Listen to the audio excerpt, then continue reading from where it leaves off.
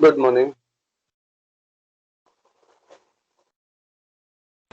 Good morning, sir. Good morning, sir. Good morning, sir. Good morning, sir. सब लोग आ गए हैं या अभी ब्रेक पर है? चाय कॉफी पी रहे?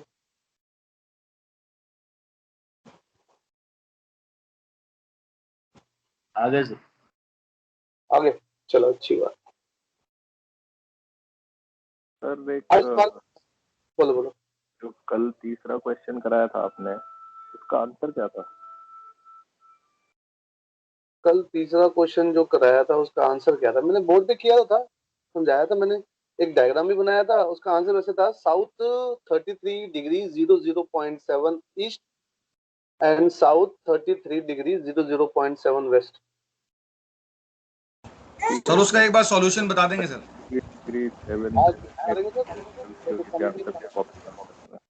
सॉरी, ठीक है सर, वो आंसर जो लास्ट क्वेश्चन था ना सर, नंबर 3 वाला, सर उसका सॉल्यूशन नहीं आ रहा है। हाँ जी, कोई बात नहीं, बोर्ड पे कर देता हूँ, नो प्रॉब्लम।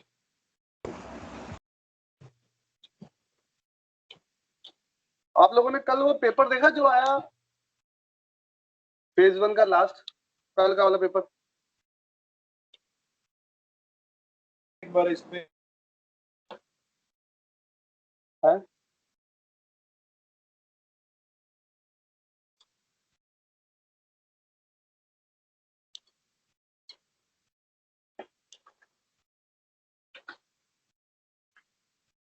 एक बार क्वेश्चन के लैटिट्यूड बताओगे क्या था?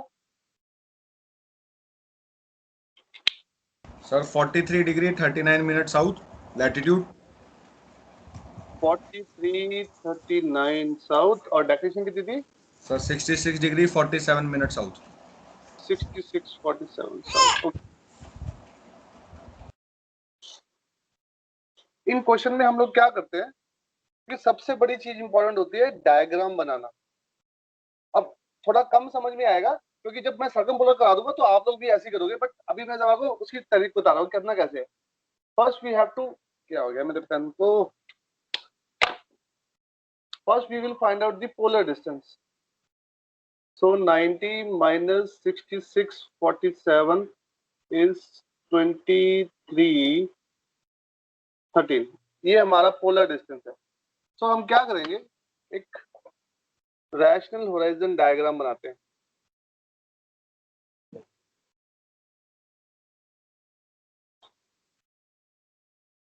लैटिट्यूड सदर्ली है तो मोटा मोटी ये हमारा रफ कैलकुलेशन में ये P, ये S, ये Z और ये Q है ना, सच अ वे कि ये जो डिस्टेंस है दैट इज इक्वल टू 43 39, ये डिस्टेंस भी 43 30। ठीक है। अब जो हमने पोलर डिस्टेंस निकाला 23 डिग्री 13 मिनट का, पोल से यानी सेंटर ऑफ पी को सेंटर मान के 23 डिग्री का एक आर्क इधर लगाना है और 23 डिग्री का एक आर्क इधर लगाना है। और जहां पर ये पूरा थोड़ा बड़ा बना दिया मैंने, चलो कोई नहीं, काम चल जाएगा। हमारा declination circle of the body complete हो गया है ना। जहां पर ये कंप्लीट हुआ, अब हमारा ये बॉडी साउथ वेस्ट क्वाड्रेंट में भी है और ये बॉडी साउथ ईस्ट क्वाड्रेंट में भी है। तो जेनिथ से अगर हम एक विजिबल टेंजेंट ड्रॉ करेंगे तो एक विजिबल टेंजेंट कुछ ऐसा बनेगा और एक विजिबल टेंजेंट कुछ ऐसा बनेगा। पोल से अगर मैं ट्रायंगल बनाऊं तो ये एक ट्रायंगल बनेगा और एक ये ट्रायंगल बनेगा, है ना। इस ट्रायंगल में साउथ ईस्ट क्वाड्रेंट में ये एजीमथ है, साउथ वेस्ट क्वाड्रेंट में ये एजीमथ है। दोनों एजीमथ की न्यूमेरिकल वैल्यू सेम आने वाली है, बट क्योंकि दो एजीमथ होने वाले हैं हमारे को दो एजीमथ लिखने पड़ेंगे। But we will solve any one triangle. तो let's solve any one triangle. South east वाला कर लेते हैं। Z P X, this angle is 90 this is x, this is z, है ना? This z is equal to polar distance equal to 23, 13, x is equal to 90 minus latitude 90 minus 39. P नहीं होगी sir, P small p. ये small p होगा ना बेटा, this is small, हाँ हाँ हाँ, sorry my mistake, absolutely correct correct correct correct, thank you thank you thank you. This is छोटा z 23, 13, this is small p, बिल्कुल ठीक है। दिस विल बी 45, नो 46, 46, 21, है ना? बस अब इसको सॉल्व कर लेते हैं, एक नेपियर सर्कल बनाओ। हमें निकालना क्या है, हमारे को एजीमथ निकालना है, यानी कि ये एंगल निकालना है, angle z, this is what we have to find. So angle x is 90, x के आजू बाजू दो साइड होंगी, छोटा p छोटा z, this is 90 minus p, this is 90 minus z and this is 90 minus x, ठीक है? सो हमारे को तीन चीजों को आइडेंटिफाई करना है इसमें। हमारे को छोटा z दिया हुआ है, x दिया हुआ है, और हमारे को एंगल z निकालना है, ठीक है? सो इसको मिडिल पार्ट माना, सो cos, सॉरी, साइन छोटा z is equal to cos 90 minus z into cos 90 minus x. Sin z is sin 23, 13. This is equal to sin z into cos 90 minus x की value क्या निकाल दी हमने? 46, 21. Solve करोगे इसको, z की value 3300.7 आएगी, पर इसको रिप्रेजेंट कैसे करना है? साउथ ईस्ट 3300.7, साउथ वेस्ट 3300.7, ठीक है? This is how you have to solve this question to come to the conclusion, because this body is going into two different quadrants, so we have to mention two different azimuths of this body.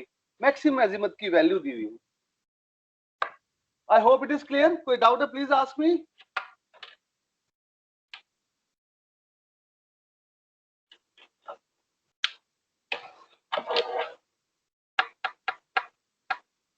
कल एक exam हुआ था phase 1 का, किसी को मालूम है? एजीमथ ऐसे लिख के आए या फिर वो नोट से कैलकुलेट करके लिख के आए? 213 और फिर 180 में मैंने कल पहले क्लैरिफिकेशन कराई थी कि azimuth actually azimuth has to be quadrantal, ठीक है? तो अगर हमारे को ट्रू एजीमथ की जरूरत होती, कोई भी रिक्वायरमेंट होती, अगर हम एरर कैलकुलेट कर रहे होते तो हम कन्वर्ट करते ट्रू एजीमथ में, बट क्योंकि हम सिर्फ एजीमथ की बात कर रहे हैं, क्वाड्रेंटल वैल्यूज की बात कर रहे हैं, तो ऐसा ही लिख के छोड़ना है, किसी भी कीमत पर ट्रू में कन्वर्ट नहीं करना है।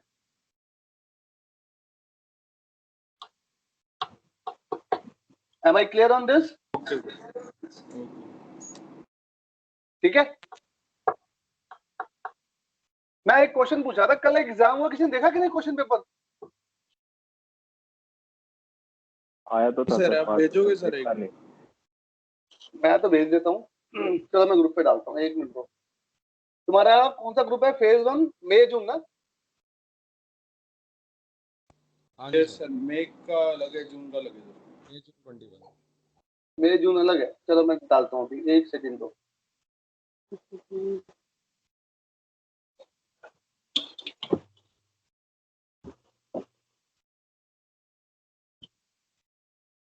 डाल दिया सर मैंने। डाल दिया, चलो वेरी गुड। देखो ये सब में क्वेश्चन देखो, एक क्वेश्चन आया हुआ है, आई थिंक 7वां या 8वां क्वेश्चन है। हैव अ लुक, देखो क्या वो कर पाते हो? Are you be able to do that question? जितना मैंने पढ़ाया उसके पॉइंट ऑफ व्यू से करना चाहिए।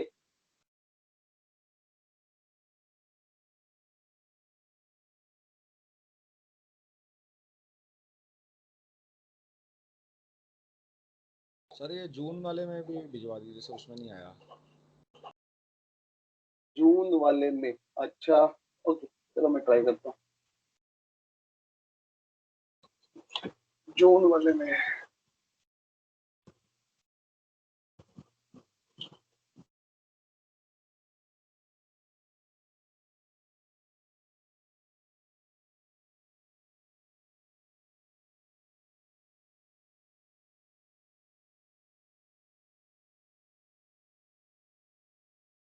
हाँ जी, एक बार चेक करें जून वाले बच्चे, जून वाले के ग्रुप पे आ गया।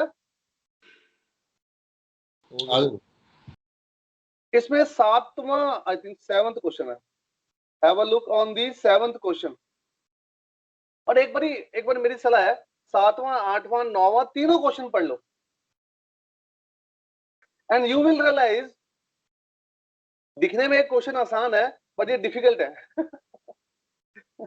इतने भी आसान नहीं, मतलब आई विल नॉट से डिफिकल्ट है, थोड़े से कॉम्प्लेक्स हैं। जब करने लगोगे तो दिमाग खराब हो जाएगा,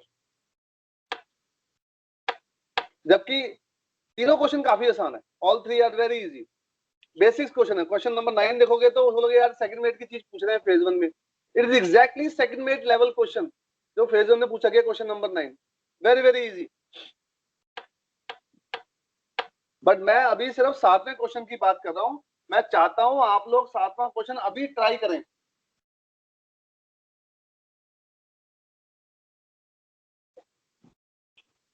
सर ये 7th वाला ना, कल हमने कर रहे थे तो आरबीटी सर से भी पूछा था ना ये वाला ना, कल या तो परसों आया कल था। हो गया क्वेश्चन, फिर ये सबको मालूम है। सर हो तो गया सर इसमें, बट ये बताओ सर, वो साइन a माइनस बी और a प्लस बी के फॉर्मूले आने ही चाहिए थे, नहीं तो सर हम तो वहीं अटक गए थे, वो याद नहीं होते तो।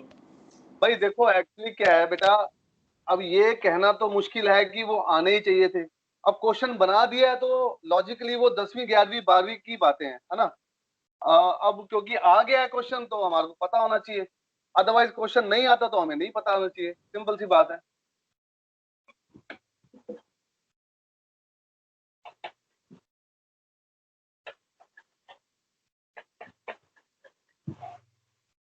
हाँ जी, सब लोगों ने कर लिया वो क्वेश्चन 7वां, तो फिर मैं छोड़ देता हूँ, देन आई मूव फर्दर जैसा तुम कहो। नहीं सर, एक बार आप बोर्ड पे करा दीजिए है? क्या कह रहे हो, मेरे को समझ नहीं आई बात। आप करवा दो सर, करवा दो सर, करवा दो। टाइम पास करना चाह रहे हो या सही में करना चाह रहे हो?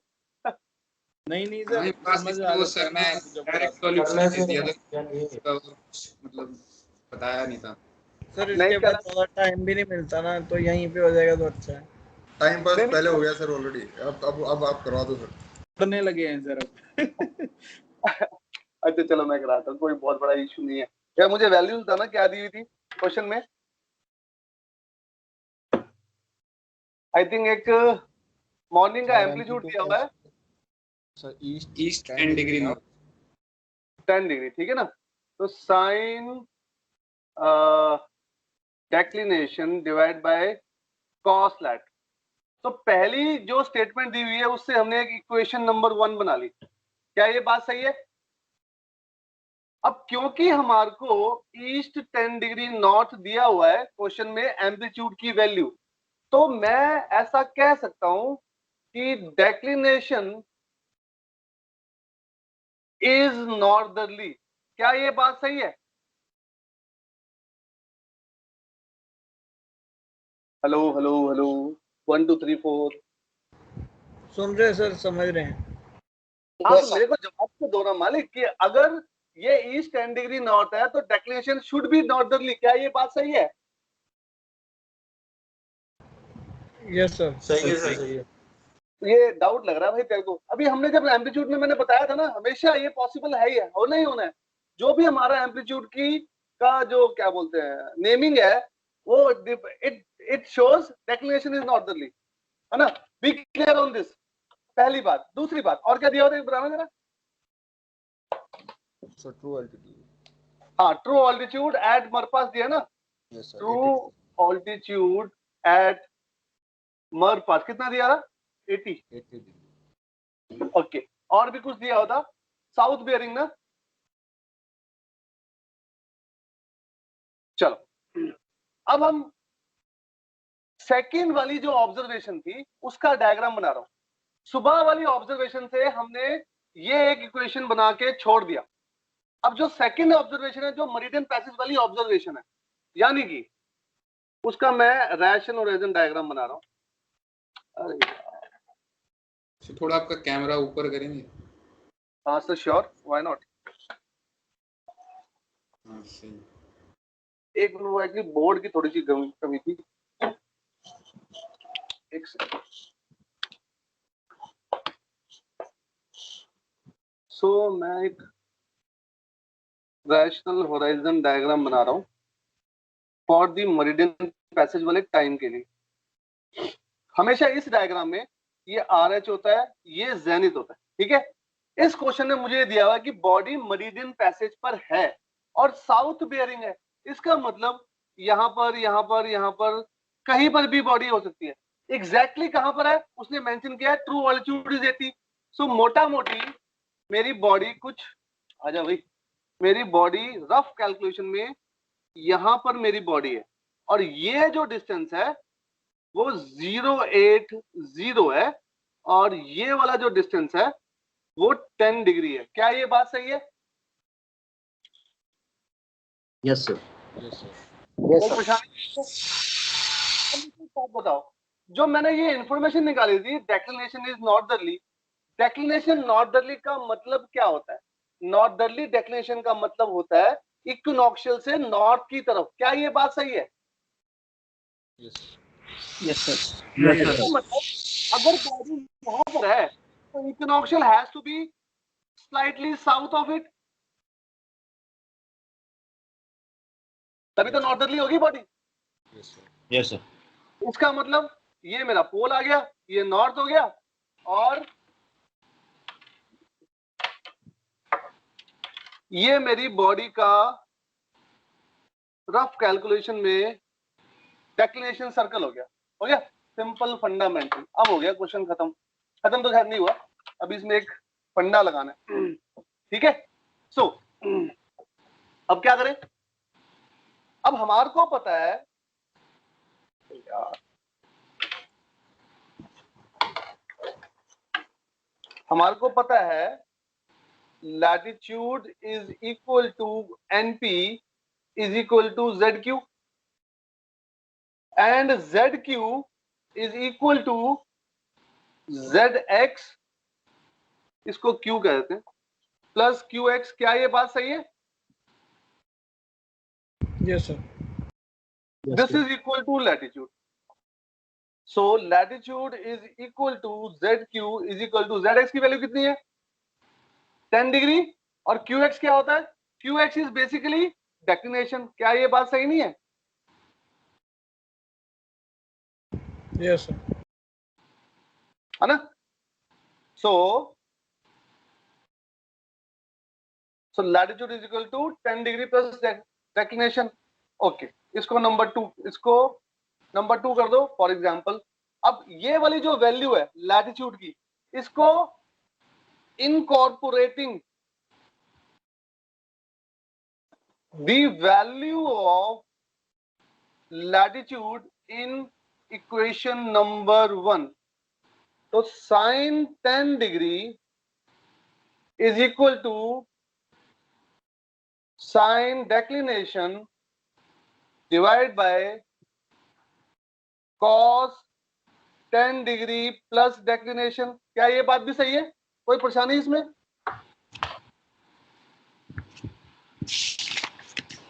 सही है सर। सही है। एक बार यहां तक उतारो ताकि मैं थोड़ा, मुझे मिटाना पड़ेगा। I have to rub it of.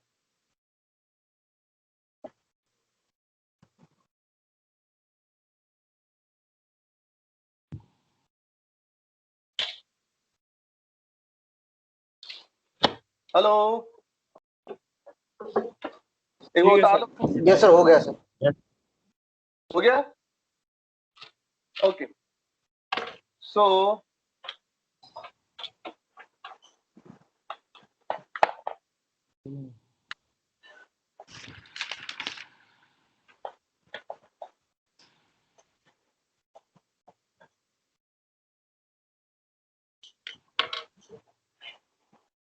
sin 10 degree is equal to sin declination 10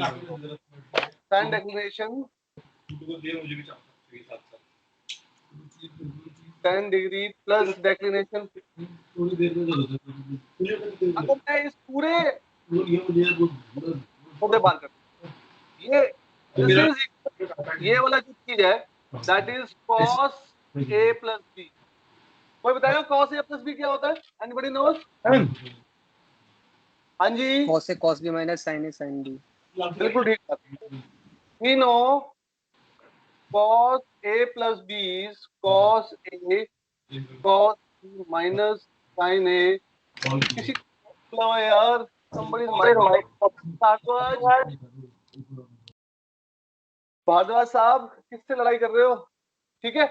so sin 10 degree is equal to sin declination divided by cos 10 degree into cos declination minus sin 10 degree sin declination. क्या ये बात सही है? अब right hand side को, क्योंकि ये cos और sin का फंडा है, हम सॉल्व नहीं कर पाएंगे दो अलग अलग एंटिटीज को. हमारे को इसको सिंगल एंटिटी में कन्वर्ट करना ही पड़ेगा. So best thing is to convert sin and cos into tan के फॉर्म में. तो tan की फॉर्म में कैसे हो सकता है?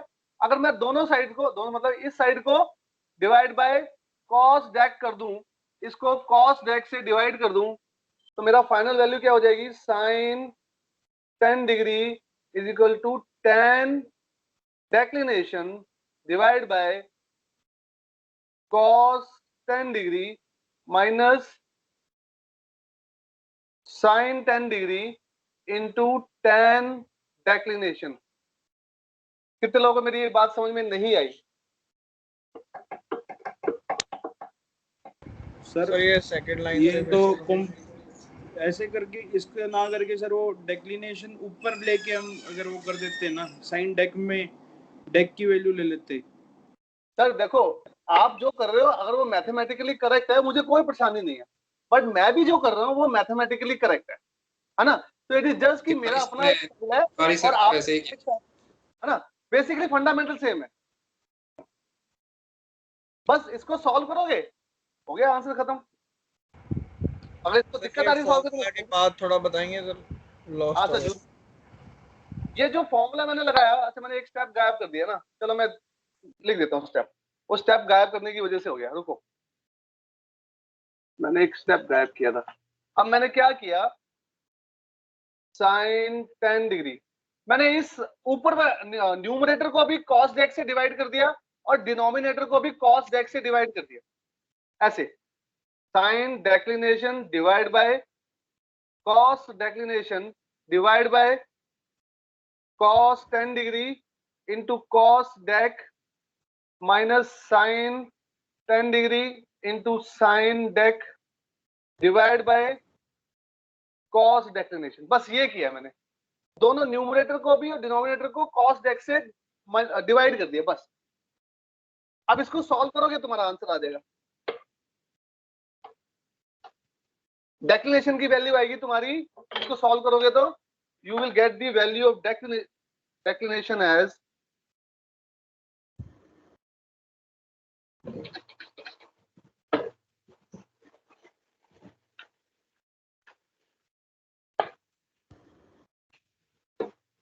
इसको सॉल्व करोगे तो तुम्हारे को डेक्लिनेशन की वैल्यू आएगी 9 डिग्री 24.8 नॉट और लैटिट्यूड इज. सॉल्व करके सॉल्व करूं या कर लोगे? यू वांट टू ट्रिग्नोमेट्री तो भूल गए सारे हमें. ये इसको सॉल्व करने में कोई दिक्कत ही नहीं है यार, इसमें भी दिक्कत आ रही है. कहोगे मैं कर देता हूँ. साइन अपॉन कॉस तो tan हो गया, नीचे cos tan cos डेक. ले भाई मैं कर देता हूँ. ये ले कोई दिक्कत नहीं. Sine 10 degree is equal to tan dec, ये समझ में आया? हाँ सर। ओके इस जब ये नीचे में आया था तो उसको मैं छोटा, इतनी दिक्कत वाली चीज नहीं थी। cos dec divide by cos dec minus sine 10 into sine dec divide by cos dec, इससे ये कट गया तो क्या बचा, sine 10 degree is equal to tan declination divide by cos 10 degree minus sine 10 degree into tan of declination. अब ठीक है, अब इसको हाँ सर। सॉल्व करूंगा नहीं नहीं सर। तो डेक्लिनेशन की वैल्यू आएगी बेटा 9 डिग्री 24.8 नॉट और latitude is 10 degree plus declination, so which is equal to 19 degree 24.8 north. That is how you will solve this question. और मेरी गारंटी है अगर ये क्वेश्चन हम करे बगैर चले जाते तो कल जितने लोगों ने भी किया होगा 10% से ज्यादा तो क्या लोगों बात है? का नहीं करेक्ट होगा। एक बार करना जरूरी है ये क्वेश्चन। सर ये ऐसे बाउंसर आ गए अभी ये cos a प्लस b, ये इतनी डिटेल में तो हमें नहीं याद है सर अभी ट्रिग्नोमेट्री। तो परेशानी किस बात की है? मैं बताऊं परेशानी सर क्यों ये नहीं है? बताओ चीटिंग कैसे कराओगे फिर, ये कुछ तो बताओ। मैं भी बताता हूँ, समझाता हूँ, सारी बात समझाता हूँ। जो 7वां 8वां 9वां क्वेश्चन है, इन तीन में से 2 क्वेश्चन करने होते हैं। There is a choice in this.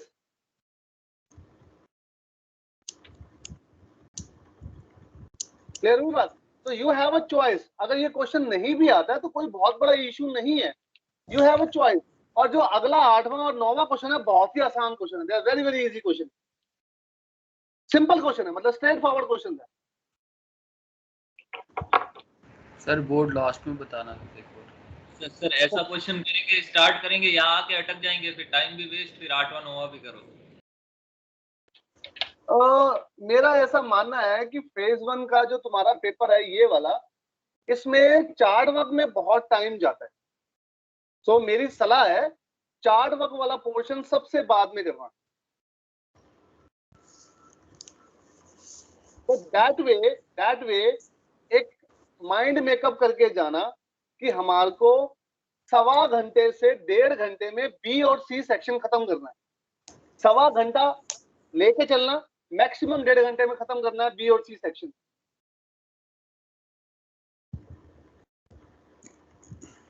और मेरे हिसाब से 1.25 घंटे में आराम से बी और सी सेक्शन खत्म हो सकता है।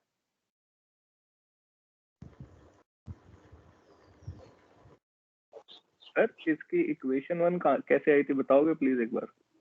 इक्वेशन 1 कैसे आई थी बेटा? वो इनिशियल जो स्टेटमेंट दी हुई है ना, उसमें लिखा हुआ है amplitude of sun was east 10 degree north. तो हमने सीधा फॉर्मूला यूज कर लिया जो एम्पलीट्यूड वाला फॉर्मूला है, सीधा सिंधी सीख ले। यानी कि sine amplitude is equal to sine declination divide by cos lat. ये वाला फॉर्मूला यूज किया है, एम्पलीट्यूड की वैल्यू 10 डिग्री डाल दी, तो sine 10 degree is equal to sine dec divide by cos lat. ये मैंने पहली इक्वेशन बनाई थी, इक्वेशन 1। आई बात समझ में? हाँ जी सर। है ना, बस इतना आसान सी चीज थी। सर बोर्ड लास्ट में बताना, 2 मिनट लास्ट में क्या लिखा। लो कर लो।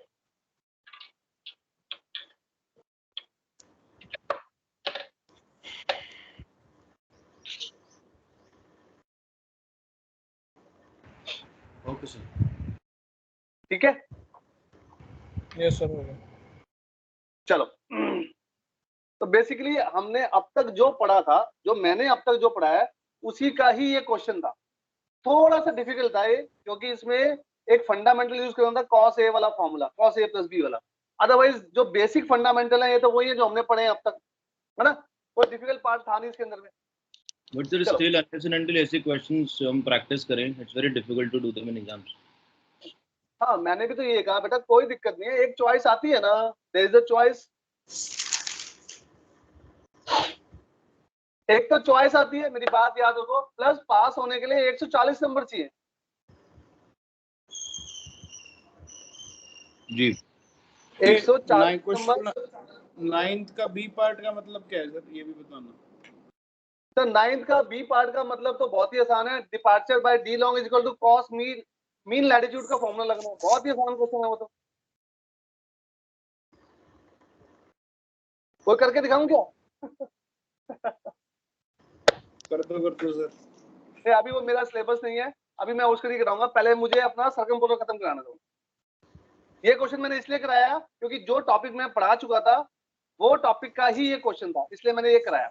9th क्वेश्चन बहुत ही आसान है, simple fundamental, departure by D long is equal to cos mean lat का फंडा लगाना है। 1 मिनट का सोल्यूशन है, 1 मिनट जॉब, ठीक है। बट वो अभी नहीं, अभी मैं अपना सर्कमपोलर बॉडी पे मूव कर रहा हूँ क्योंकि मेरे पास टाइम थोड़ा सा कम है। मैं काफी सारी चीजें करानी है तुम्हारे को, अभी कैपिटल लॉ भी कराना है, सो तुम्हारा पासिंग आउट आ गया बस। सर कुछ ट्रिग्नोमेट्री के ऐसे फॉर्मूला है क्या कि इतने सारे पढ़ लो तो इनके बाहर कोई कुछ नहीं आएगा, मतलब? नहीं, ऐसा कुछ नहीं है, ऐसा कुछ नहीं है। फिर मतलब वापस वो साइन थीटा कॉस थीटा सब याद करना पड़ेगा क्या सर? नहीं, मेरे हिसाब से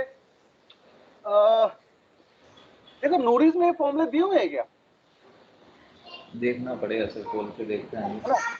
क्योंकि नूरीज किताब आपके पास अवेलेबल होती है, you can always check the Norie's table in the examination. तो एमएमडी में देते हैं क्या सर नूरिस? ऑफ कोर्स 100% आपको एल्मनाक भी मिलेगी, आपको नूरीज भी मिलेगी, टाइट टेबल भी मिलेगी। सो अगर नूरीज में दिया हुआ है फॉर्मूला कहीं पर, you can directly copy from there. अच्छा मुझे बताओ टाइम कितना हुआ एग्जैक्ट?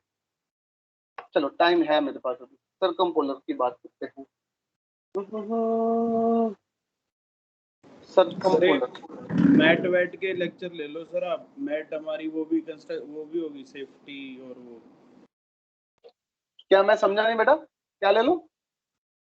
सर सेफ्टी जो होती है ना उसके लेक्चर्स, और सर वो हमारा जो ये शिप कंस्ट्रक्शन है वो भी खत्म होने वाली है सर, उसके ले लो सर। बट ये एक बार जो उनका आरकेटी सर का है ना सर, वो थोड़ा एक बार वो भी समझा देना सर टाइम निकाल के। जैसे ये बेसिक है बिल्कुल, बट ये माइंड में क्लिक ही नहीं हुआ। बेशक सिंपल फॉर्मूला है सर 1 मिनट का। कौन सा? 9th का बी पार्ट नहीं था?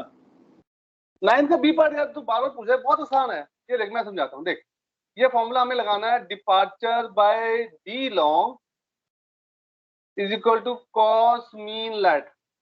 ये फॉर्मूला लगाना है। कैसे लगाना है तो तूने पूछ लिया तो बता ही देते हैं यार। ये देखो मेरी बात समझो, ये हमारी अर्थ है, हमारी अर्थ पे ये इक्वेटर है,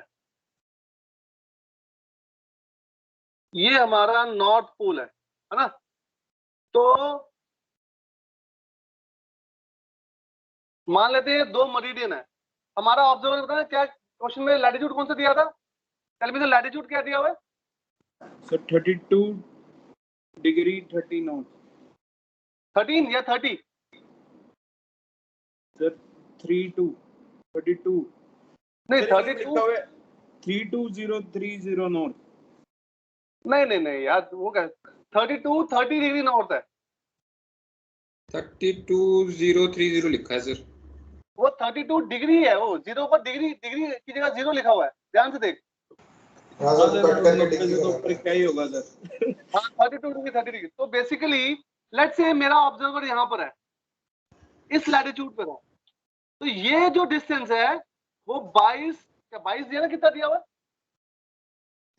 22 माइल 22 नॉटिकल माइल है। तो कोई भी east west distance at any latitude is called departure. तो डिपार्चर दिया है 22 का, है ना? और मेरे को पूछा है ये डी लॉन्ग बताओ, डी लॉन्ग ही तो पूछा है मेरे से, सिंपल। तो डिपार्चर क्या है? 22 by D long is equal to cos 32 30। तो D long is equal to 22 divide by cos 32 30। बस हो गया क्वेश्चन।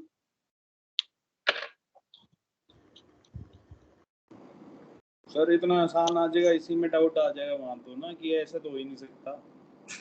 भाई इसमें दो पार्ट है ना बेटा, देखो have a look, this question is having two three parts.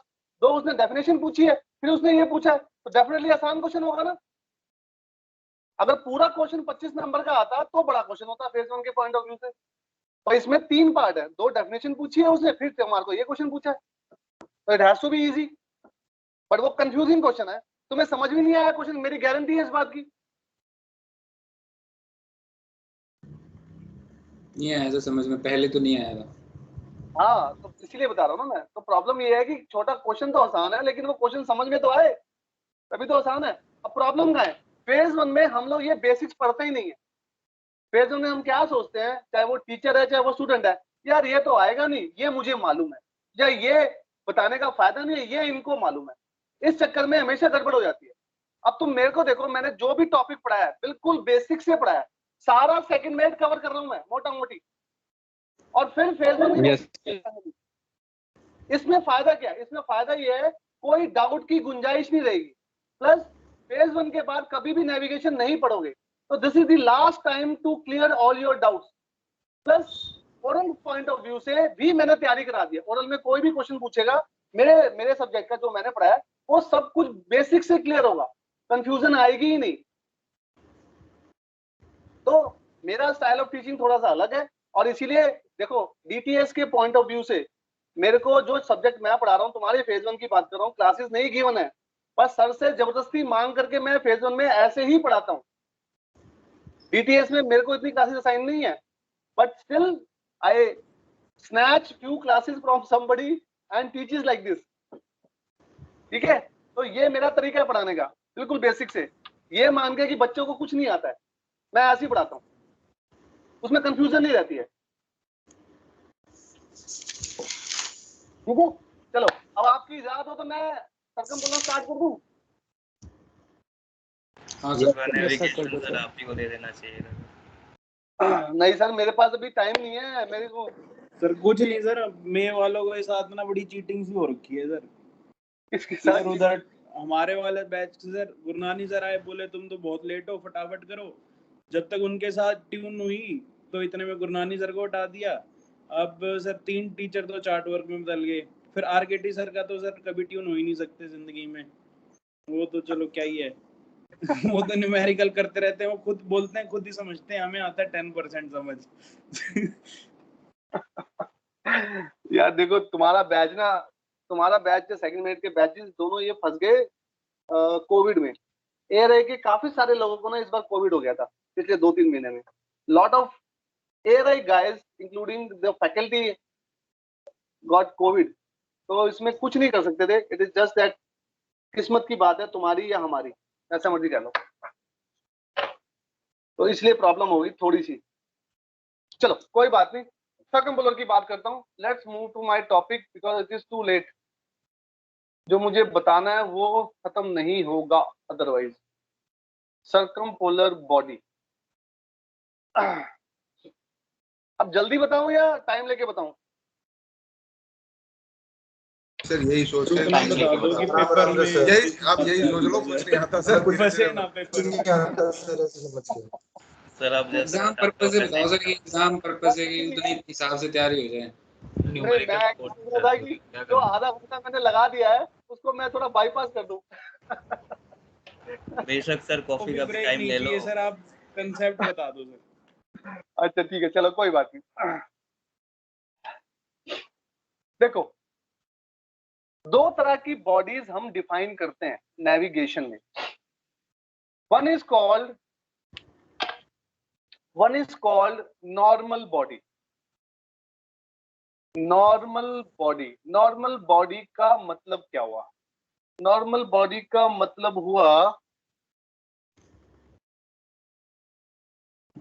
On a rational horizon diagram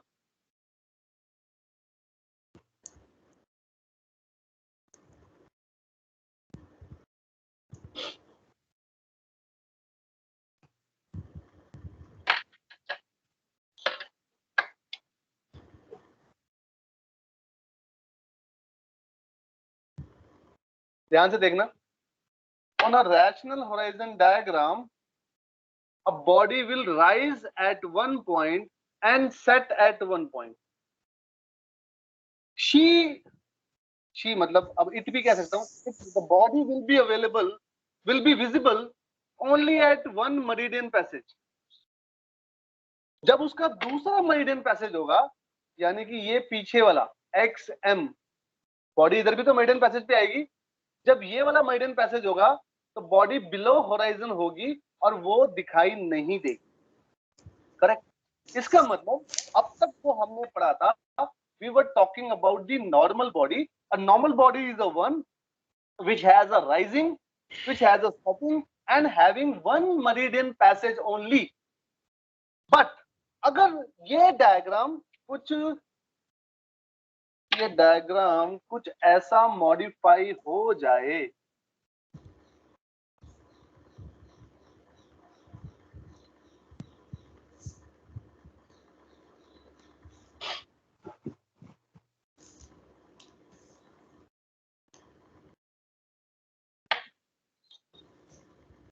कि हमारी बॉडी का जो डेक्लिनेशन सर्कल है वो डायग्राम पे कुछ ऐसा नजर आए.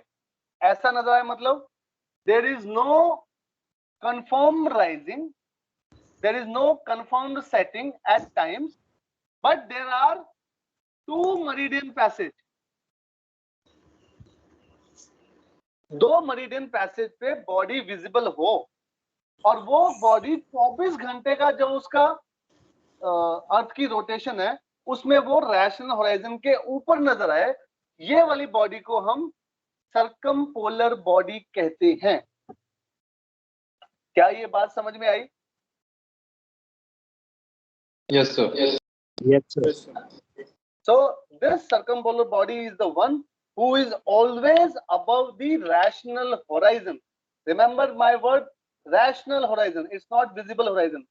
The body is always above the rational horizon. That body is called as circumpolar body. Rest all other bodies are called as normal body. एक बार ये डायग्राम बना लो, फिर एक स्लाइड शेयर कर रहा हूं, वहां से मूवमेंट लेंगे आगे की.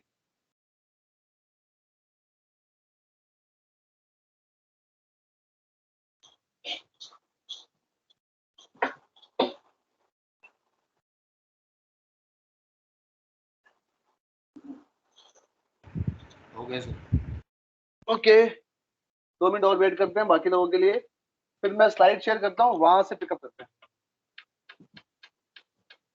फिर वापस इस डायग्राम पे वापस आऊंगा मैं, एक बार स्लाइड दिखा के then I will come back to the board again.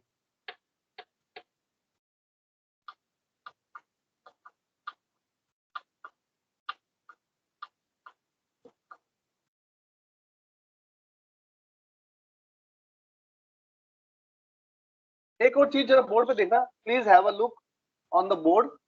Remember that ये जो डायग्राम मैंने बनाया है, ये मैंने हाथ से डायग्राम बनाया है. इस डायग्राम में जो पोल है, ये वाला पोल सेंटर ऑफ डेक्लिनेशन सर्कल नहीं लग रहा है, बट रियलिटी में ये पोल ही इस डेक्लिनेशन सर्कल का सेंटर है. क्या ये बात सही है? Yes, sir. सही है sir. Yes, sir. Similarly on this diagram also, इस डेक्लिनेशन सर्कल का जो सेंटर है वो ये पोल ही है. क्या ये बात भी सही है?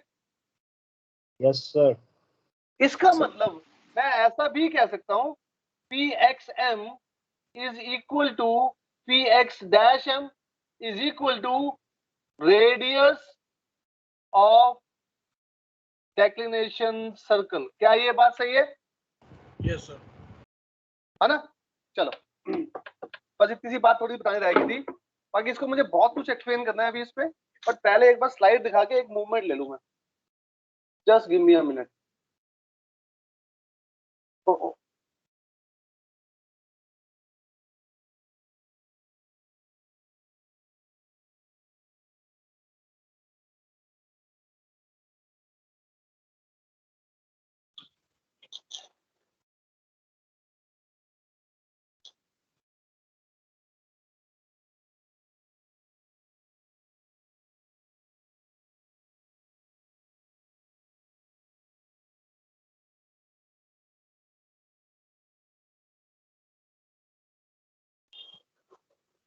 हाँ जी, have a look on this particular diagram.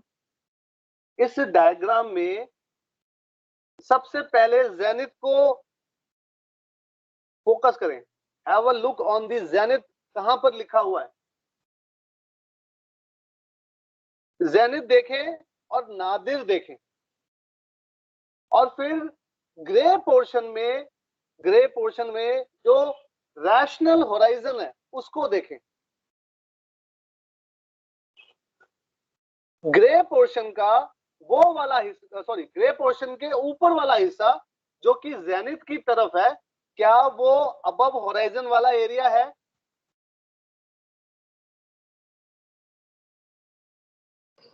Yes sir.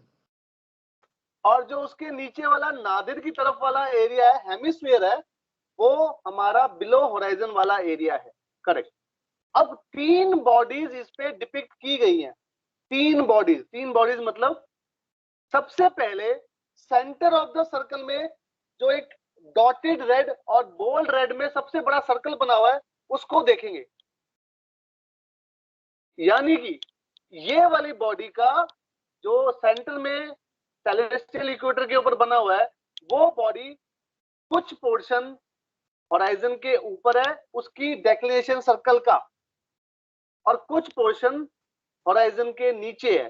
तो ये वाले body is basically having day and night, having above क्या बोलते हैं इसको, above rational horizon, some motion above rational horizon and some motion below rational horizon. So this body is basically the normal body.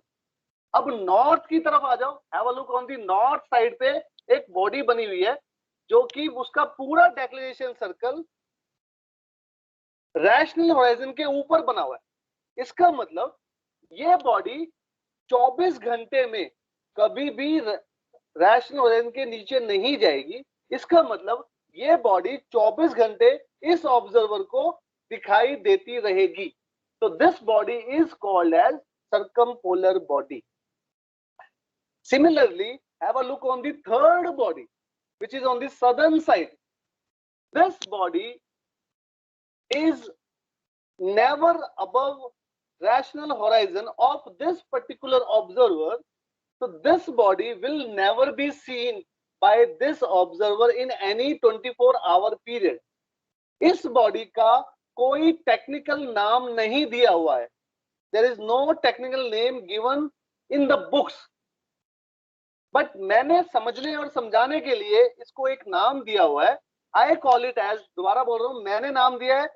MMD में coat नहीं करना है, exam में नहीं लिखना है, समझने के लिए सिर्फ. I call it as anti circumpolar body. ठीक है. तो ये वाली जो एंटी सर्कमपोलर बॉडी है, ये कभी भी 24 घंटे में इस ऑब्जर्वर को दिखाई नहीं देगी. Is it clear? बात समझ में आ रही है? Yes sir. एक बार डायग्राम बनाना है तो बना लो, नहीं बनाना तो स्क्रीनशॉट तो ले लो यार, कम से कम. ले लिया सर. बना रहे ले लिया. बना रहे हैं सर, बना रहे हैं.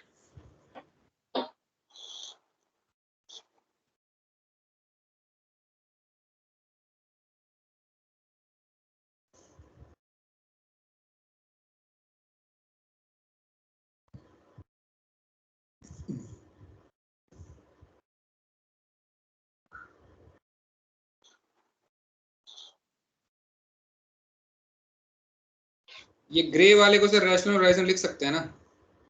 ग्रे वाला रैशनल होराइजन ही है 100%,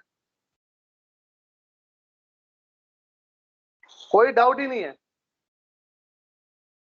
एक्चुअली पॉइंट क्या है, जब हम नेविगेशन पढ़ते हैं, यानी कि सेलेस्टियल नेविगेशन पढ़ते हैं, हम जब होराइजन वर्ड यूज करते हैं तो उसका एक्चुअली मतलब रैशनल होराइजन ही होता है. बट जहां पर भी हमें विजिबल की बात करनी होती है, वो हम स्पेशली मेंशन करते हैं विजिबल होराइजन. तो बेसिकली जहां भी होराइजन लिखा हुआ है, एक्चुअली वो रैशनल होराइजन ही है. Yes sir. सर ऐसा कभी क्वेश्चन वगैरह में भी हो सकता है कि सिर्फ होराइजन दिया हो, उसका मतलब रैशनल होराइजन ही हो. और बेटा उसके लिए ना फिर वर्डिंग पे जाना पड़ेगा. क्वेश्चन की वर्डिंग क्या कह रही है उससे समझना पड़ेगा।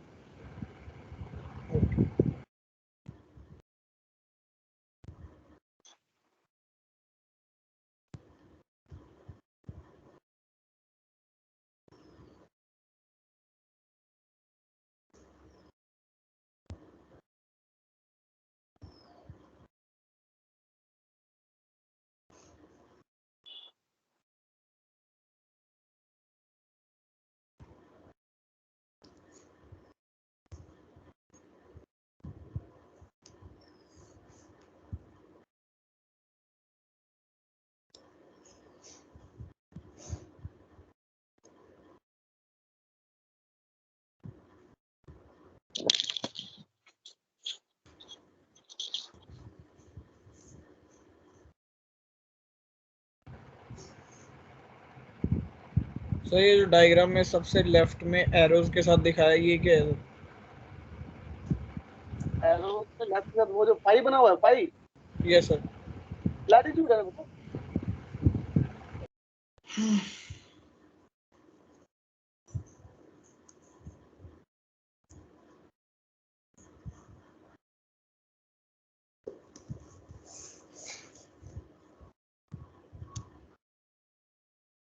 चलो आगे बढ़ा रहा हूं।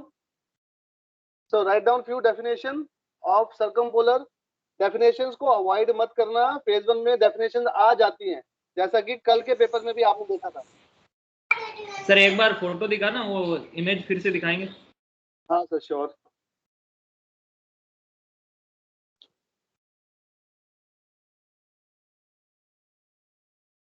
Okay sir.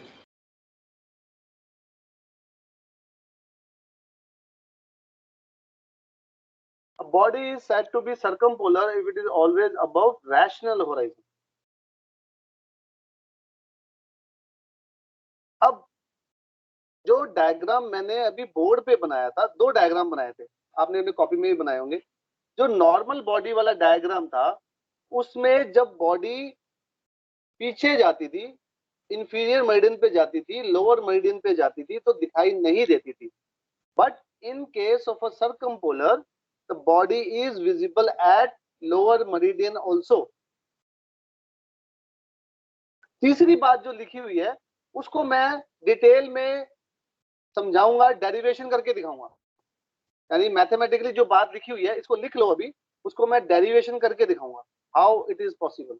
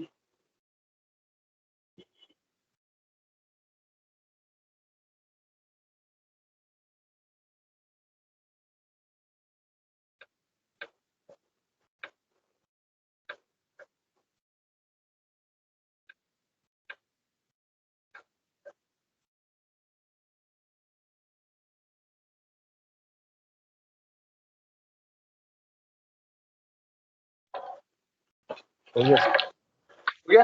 चलो मैं वापस बोर्ड पे आ रहा हूँ। I am bringing it back to the board.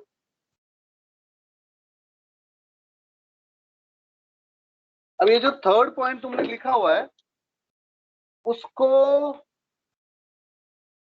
उसको मैं एक्सप्लेन करना चाह रहा हूँ, डेरिवेशन करना चाह रहा हूँ। यानी कि थर्ड पॉइंट जो मैथमेटिकली लिखा हुआ था, how it is possible, mathematically क्या है वो, वही डिराइव कर रहा हूँ।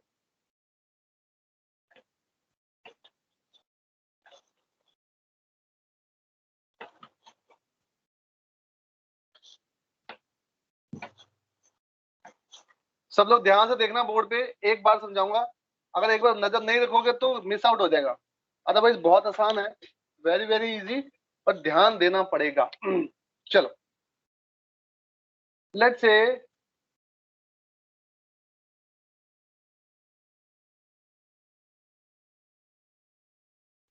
this is the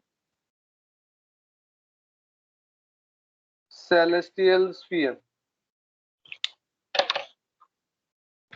and there is a earth in the center. Let's say this is the equinoctial, this is the north and south pole. ठीक है?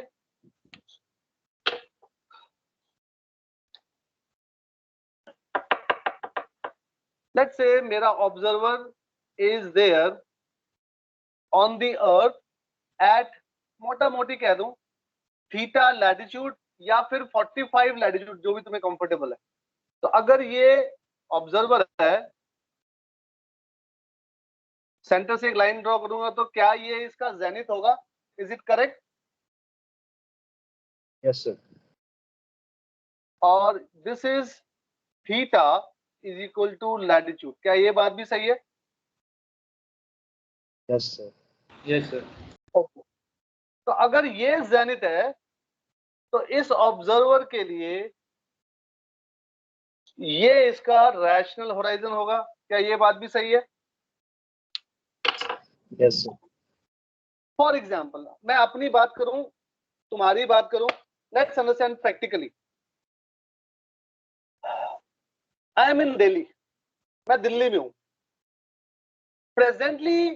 तकरीबन दिल्ली का लैटिट्यूड इज मोटा मोटी 30 डिग्री, क्या ये बात सही है?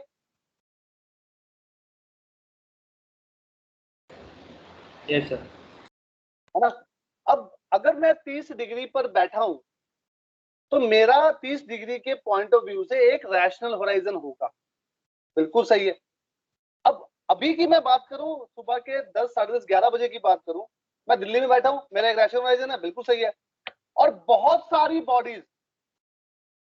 बॉडीज मतलब मैं सूरज की बात करूं, मैं चांद की बात करूं, मैं 57 स्टार्स की बात करूं, और मोटा मोटी 5 प्लैनेट हम नेविगेशन में यूज करते हैं, 5 प्लैनेट की बात करूं, ये सारी चीजें तो आसमान में घूम रही है ना, हाँ या ना? Yes sir. Yes sir.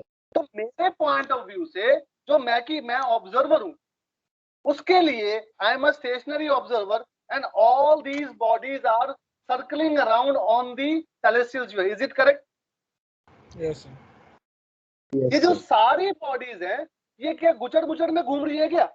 ना, ये सारी बॉडीज अपने अपने डेक्लिनेशन सर्कल्स पे घूम रही है, क्या ये बात सही है? यस। इमेजिन कर पा रहे हो कि नहीं?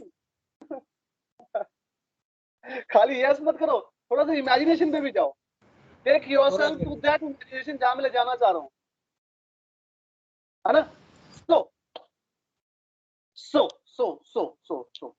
तो लेट्स से आज क्या तारीख है? आज है हमारी 8 जुलाई। 8 जुलाई का मतलब हुआ कि हम समर सॉल्स्टाइस अभी अभी हमारा गया था 21 जून को, और हम थोड़ा सा ऊपर गए हैं। तो मैं कहता हूं मोटा मोटी मैं कहूं रफ कैलकुलेशन में कि भाई सन के पॉइंट ऑफ व्यू से सन की डेक्लिनेशन आज है, मोटा मोटी कह रहा हूं 15 डिग्री नॉर्थ। क्या ये गलत तो नहीं है? ठीक है सर। ठीक है, मोटा मोटी। और ये हमारा इक्विनॉक्शियल है, तो यहां से लेकर 90 डिग्री तक हम ऐसे ही इक्विनॉक्शियल को नापेंगे, सॉरी डेक्लिनेशन को नापेंगे, क्या ये बात भी सही है? आ रही है बात समझ में? भाई जैसे हमने क्या नापा, ओह सॉरी, ये जो है हम डेक्लिनेशन कैसे नापेंगे? It's an angle. कोई बॉडी यहां पर हुई, लेट से बना ही देता हूं लेट से मैं जिसकी बात कर रहा हूं 15 डिग्री की, सन की बात कर रहा हूं, क्या ये डेक्लिनेशन 15 डिग्री नॉर्थ नहीं है? मोटा मोटी रफ कैलकुलेशन। Yes sir. है सर। अब जो कोई बॉडी है वो सेलेस्टियल स्फीयर पे अपने डेक्लिनेशन सर्कल पे मूव करेगी ऐसे 24 घंटे के हिसाब से। तो इसकी जर्नी अगर मैं बनाऊं तो कुछ 24 घंटे के हिसाब से कुछ ऐसे बनेगी। सन की बात कर रहा हूं,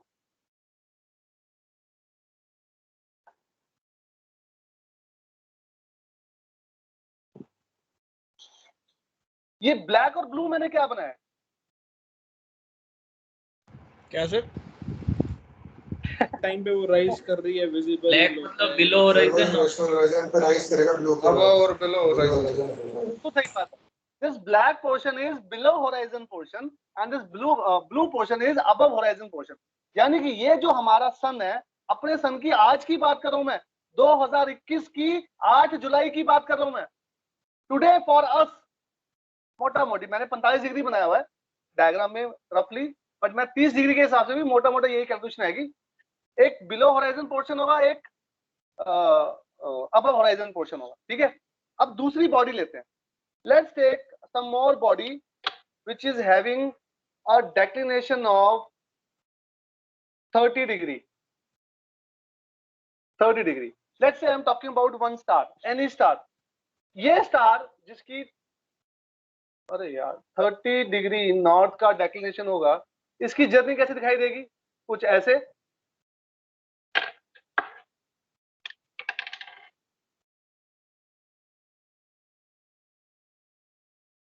क्या ये बात सही है? Yes sir. अब इन दोनों को कंपेयर करते हैं।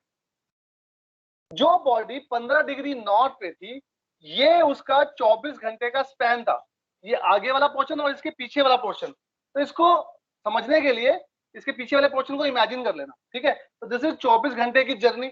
अब मुझे एक बात बताओ, ये वाला जो हमारा सन था, क्या day time is more than night time? हाँ या ना? Yes sir. Yes sir. कोई डाउट? अब ये स्टार की बात कर रहा हूं, इस स्टार को इसको 24 घंटे में डिवाइड करेंगे तो this day time is much more than the night time. क्या ये बात भी सही है? Yes sir. सही है। वो तो सही है। अब अगर मैं थोड़ा सा और कोई बॉडी बना लूं, let's take one more body who is having a declination of मोटा मोटी 45। इसकी जर्नी कैसे बनेगी? इसकी जर्नी ऐसे बनेगी। क्या मतलब है इस बात का? सारा दिन डे रहे। Always above horizon. All for the wrestle horizon. सारी दिन रात डे होगा, है ना? यस और नो? हेलो, सही है कि नहीं? यस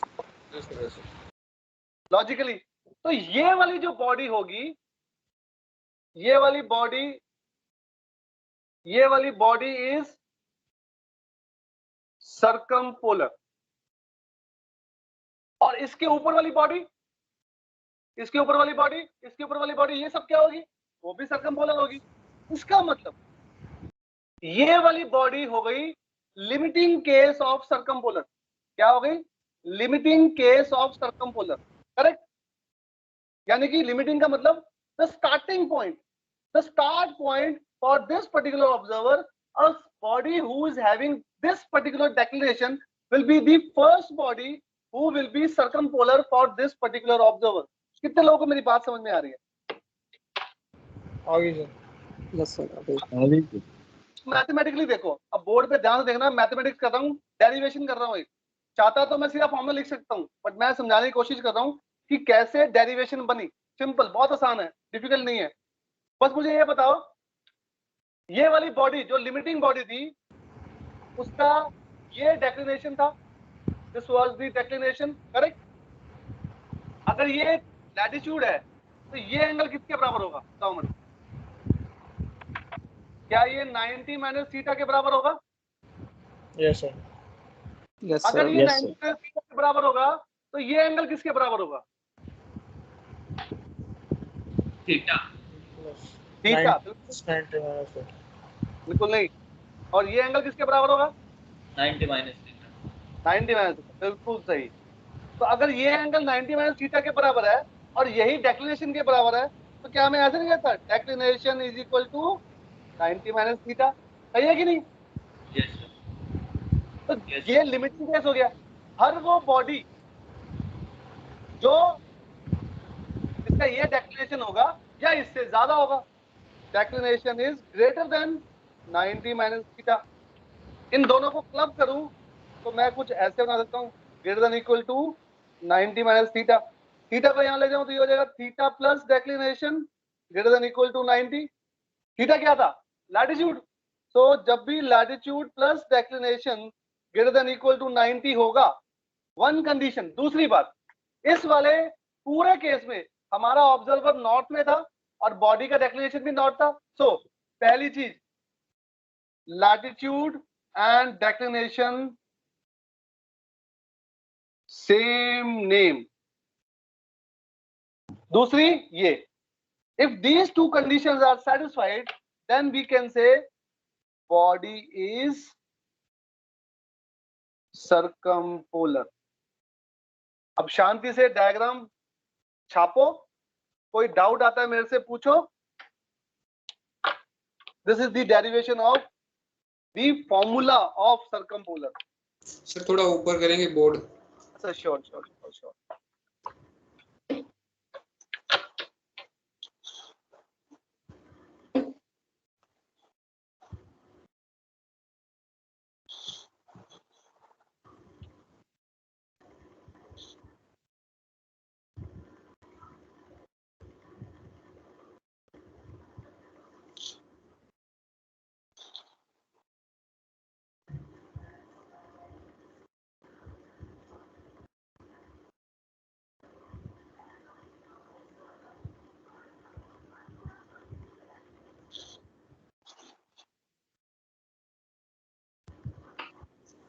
अरे टाइम आज ज्यादा हो गया, कोई बात नहीं। सर किसकी ये क्लास है? जैसे थीटा है, वो थीटा हाँ। लाइट है, उसके साइड में 90 माइनस थीटा है। फिर जो थीटा आया हाँ, जिससे हम वो एंटी क्लॉकवाइज घूम रहे हैं, तो सर वो थीटा कैसे इक्वल होएगा? वो कौन सी प्रॉपर्टी है? बिल्कुल बिल्कुल। ये नहीं प्रॉपर्टी की बात नहीं बेटा, ये भी तो 90 डिग्री है। देख ध्यान से, 30 degrees। ये एंगल 90 नहीं है, तो अगर ये 90 में अच्छा, जीरो तो हाँ, ये हाँ, सही बात है। ठीक है सर, ओके ओके। ठीक है ना, सिंपल सिंपल।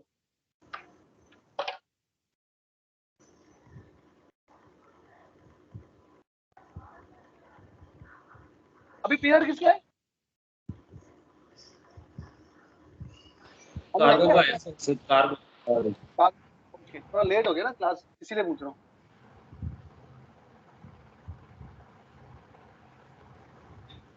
कोई नहीं, बना लो, अगली क्लास छोटी कर देंगे। ठीक है सर। वो इसीलिए वो परसों वाले क्वेश्चन में डेक्लिनेशन 66 था, लैटिट्यूड 43 था, तो डायग्राम बनाते हुए ये देख लेंगे 66 43 90 से ऊपर है तो सर्कमपोलर बना दें। हाँ, उसका तरीका मैं बताऊंगा, अगली क्लास में बात करूंगा। थोड़ी देर रुक जा, और क्लैरिफिकेशन से बताऊंगा, थोड़ा सा रुक जा, विल टेल यू। बाकी जो तू कह रहा है बिल्कुल सही है, बट तू मुझे अपने तरीके से समझाना था उसको। Just will explain in my way.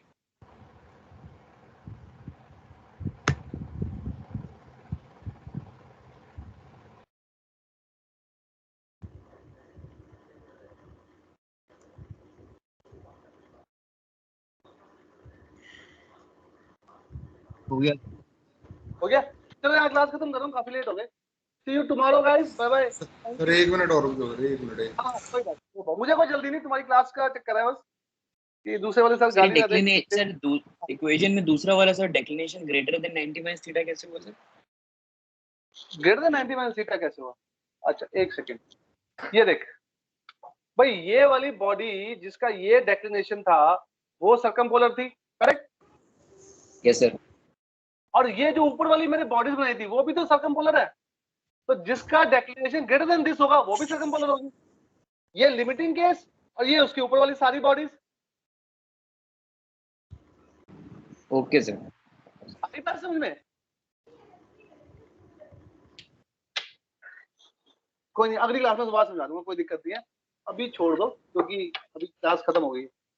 I will explain again, अगर चाहोगे दोबारा बता दूंगा, मुझे कोई पूछा। Okay sir.